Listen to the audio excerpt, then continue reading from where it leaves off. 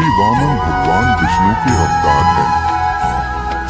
त्रेतायुग के प्रारंभ होने में भगवान विष्णु ने वामन रूप में देवी अदिति के गर्भ से उत्पन्न हुए। इसके साथ ही यह भगवान विष्णु के पहले ऐसे अवतार थे जो मानव रूप में प्रकट हुए, बालक रूपी ब्राह्मण अवतार। दक्षिण भारत में इनके मूल नाम उपेंद्र से जाना जाता है। इनके पिता प्रजापति कश्यप थे तथा माता अदिति थीं। इनके बड़े भाई विवस्वान, इंद्र, वरुण, पूषा, अर्यमा, भग, धाता, पर्जन्य, अंशुमान, त्वष्टा और मित्र थे। कथा के अनुसार विष्णु ने इंद्र का देवलोक में अधिकार पुनः स्थापित करने के लिए यह अवतार लिया। देवलोक असुर राजा बलि ने हड़प लिया था। बलि विरोचन के पुत्र तथा विष्णु भक्त प्रहलाद के पौत्र थे और एक दयालु असुर राजा के रूप में जाने जाते थे।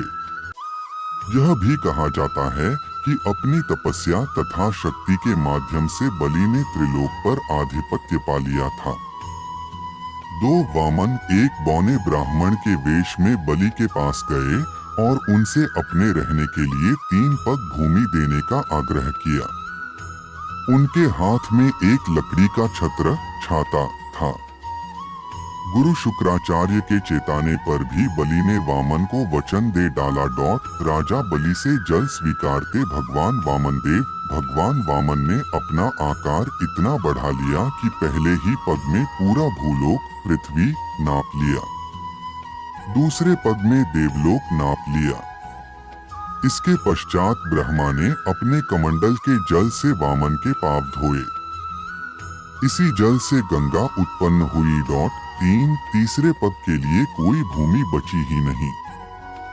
वचन के पक्के बलि ने तब वामन को तीसरा पग रखने के लिए अपना सिर प्रस्तुत कर दिया।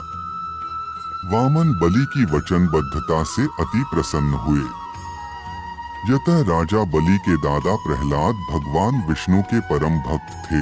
भगवान वामन विष्णु ने बलि को सूताल लोक देने का निश्चय किया और अपना तीसरा पग बलि के सिर में रखा, जिसके फलस्वरूप बलि सुताल में पहुंच गए।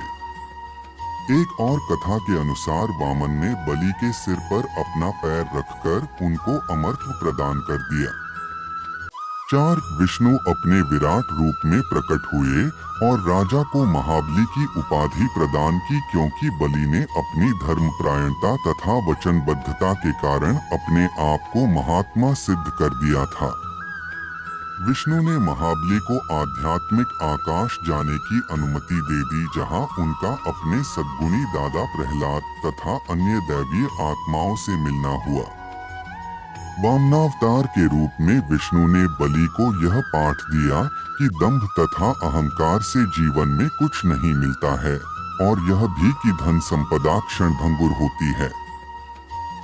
ऐसा माना जाता है कि भगवान विष्णु के दिए वरदान के कारण प्रति वर्ष बलि प्रतिपदा पर राजा बलि धरती पर आगमन करते हैं और यह सुनिश्चित करते हैं कि उनकी प्रजा सुखी रहे।